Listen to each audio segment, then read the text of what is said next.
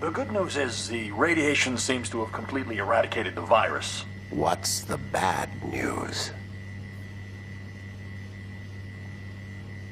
As you know, the mutational properties of the virus can be corrupted by its environment. Bottom liner, Doctor. Kill the radiation, please.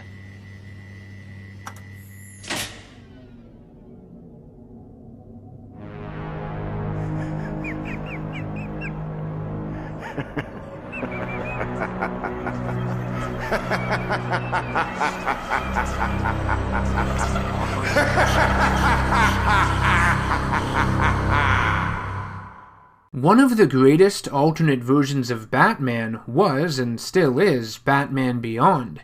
The original cartoon was set after the events of Batman the Animated Series and Justice League in the year 2039, with a younger Dark Knight named Terry McGinnis under the watchful eye of an elderly Bruce Wayne. It was a clever twist on the iconic character and came out at the perfect time, at the turn of the new millennium, when technology was growing and advancing at an ever-changing rate.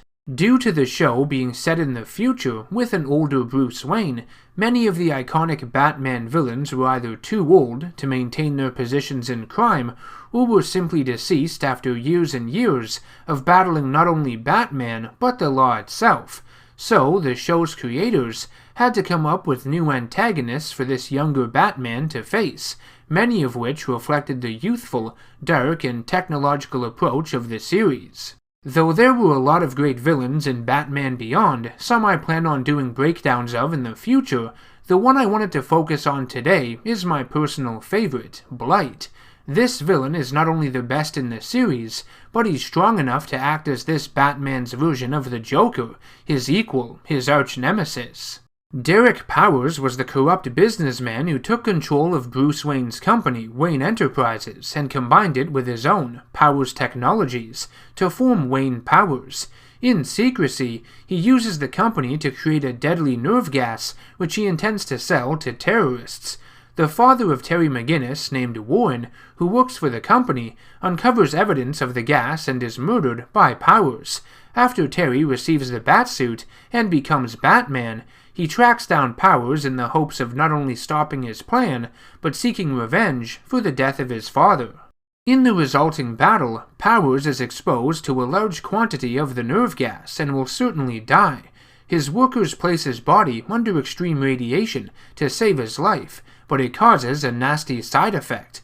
Powers is now intensely radioactive, with a skeletal-like form and the ability to project his radioactive energy. Derek Powers acts as the main antagonist of Batman Beyond Season 1, now referring to himself as Blight. Over the course of this season, his radiation levels seem to be growing, and the false skin he wears over top to maintain his public image sheds faster and faster with no end in sight. He tries to cure himself of his condition by having his workers place his mind in a new body, testing the procedure on Mr. Freeze first, which fails. By the end of the season, his radiation levels have driven him insane, and he hands his company over to his son, Paxton Powers, until he can cure himself fully. However, Paxton attempts to kill his father in the nuclear submarine Blight is hiding in by draining him of his radioactive energy. His father escapes and snaps, causing the submarine to sink with him inside, leading to his apparent death. The second and third seasons of Batman Beyond were okay, but they removed the whole Blight, Wayne Powers corporate struggle thing going on, and the stories began to favor elements of Terry's high school primarily, and the villains in some cases were just students or Terry's former friends. The show's dark and gritty tone in the first season was apparently altered to target a more kid-friendly audience. I think a lot less adults were watching this show in comparison to the previous Batman outings. The character of Blight was never seen again throughout the last two seasons, with only an occasional reference to Derek Powers here and there. That's it. Though Blight's arc was memorable, it ended on a lackluster note, and I found it to be very disappointing. If you want to see more of Blight's story, you have to turn to the Batman Beyond comics. In issue 18 of the original series, it's revealed that Blight survived the sinking of the submarine and swam ashore, only to be hunted by the Stalker unsuccessfully, and is now hiding out in the sewers.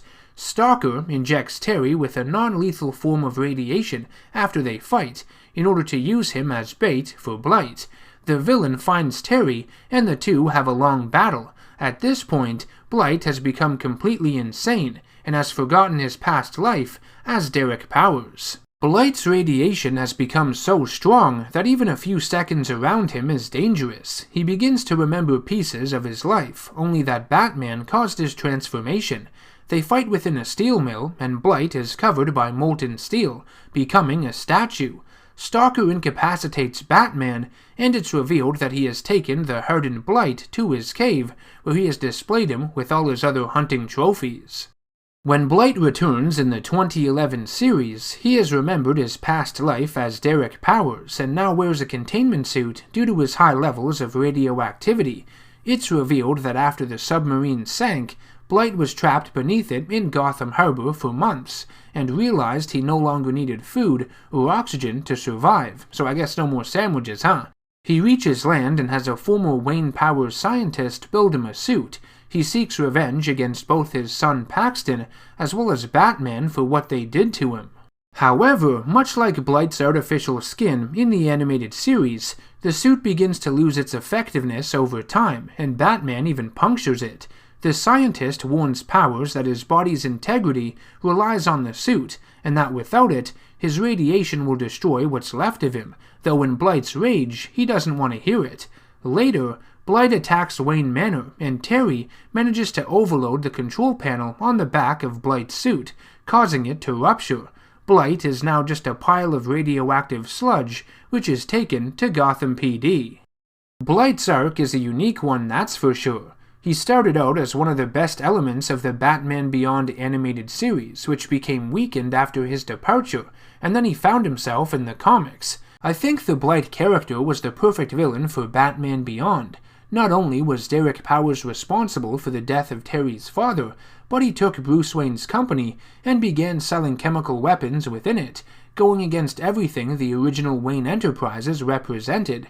Derek Powers was the natural fit to be the main antagonist of this show, because he was an enemy to both generations of Batman at the same time.